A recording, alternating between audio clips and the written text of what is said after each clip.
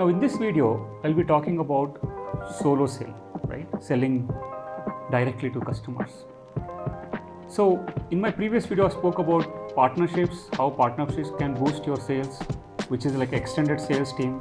And in this video, I'm going to focus on, let's say you don't want to go through partners, or maybe your product doesn't have that kind of ecosystem that you can sell through partners, right? How do you sell it? How do you make it, known to these players that you are there in the market? Now there comes a lot of innovation.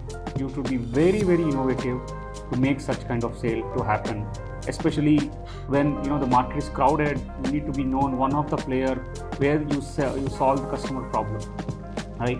That means you are very well versed with the digital tools, right? Like LinkedIn, like a product number one. You have to become, like, every time you be known in the industry, in the market, as your product is unique, or through a corporate network. You attend a lot of events. You create, your networking skill becomes very critical here. You have to be a very dynamic networking person. Okay, it's not like you just stand in the market and say, I'm there, my product. No, it cannot work like that. You need to network with people. You need to look at where are these people coming for, where do they get together, where are those places where my potential customers come together. How can I reach that place?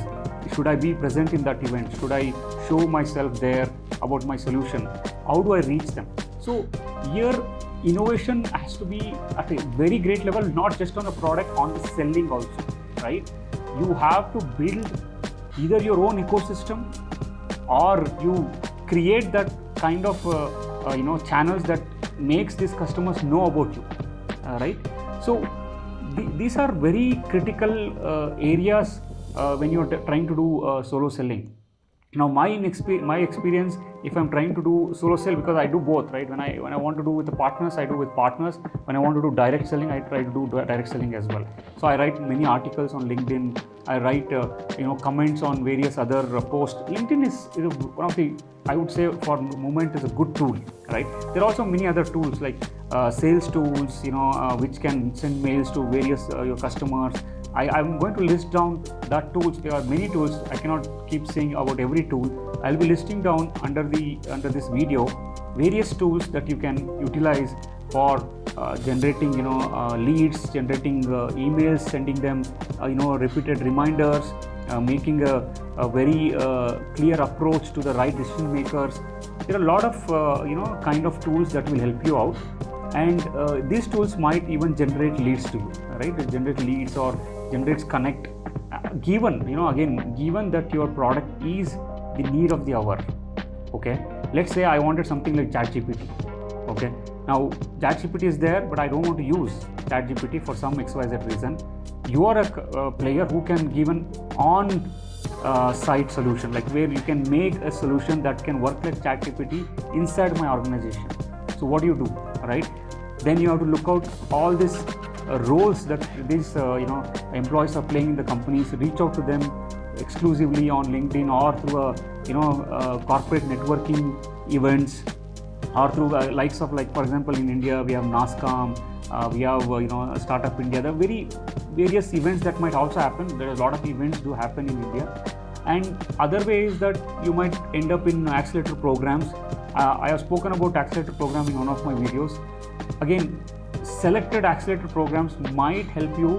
I'm talking about the early stage startups, right? So might help you to introduce to a couple of customers, maybe to a decision maker. It's like 1 in 1,000. I don't say that it can happen every time, right? Even the best of best accelerator program I've seen, they are not able to connect to corporates. Even if they connect to corporates, they might not be a right decision maker, or they might not need your product. It's all ifs and buts. Okay, so try to see solo selling as a last option.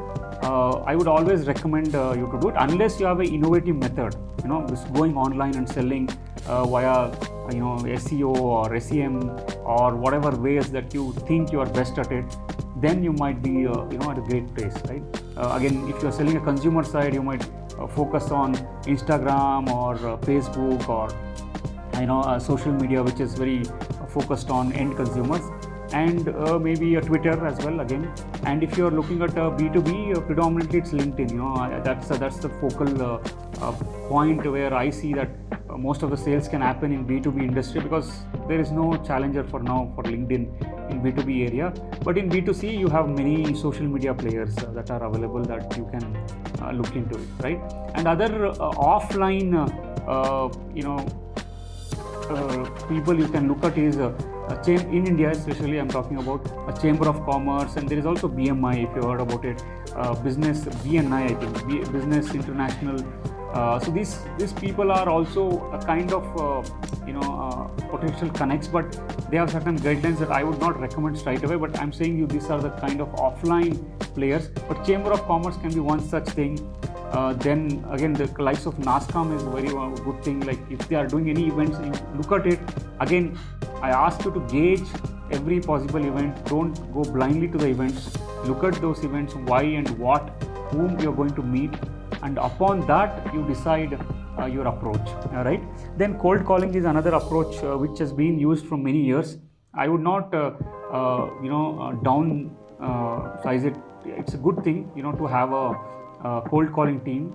It's good to have at least 1 or 2 people doing the cold calling randomly, looking at your potential buyers and try to reach them over phone. It can open up. I have seen in my own experience when I did my cold calling, I was able to open up certain accounts. I was like surprised that the decision maker wanted to meet, had that requirement. It's like, I can say it's coincident or instead, because cold calling is all about guessing, right? Maybe this customer might need it. Maybe if they don't need it, I can create a need, right? This is all left to the person who does the cold calling and as well as the targets that you are building on, right?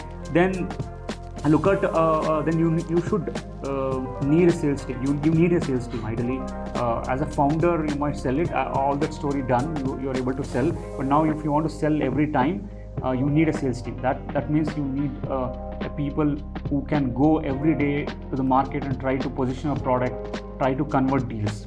All right. Now, again, B2B having its own limitation of weeks and months.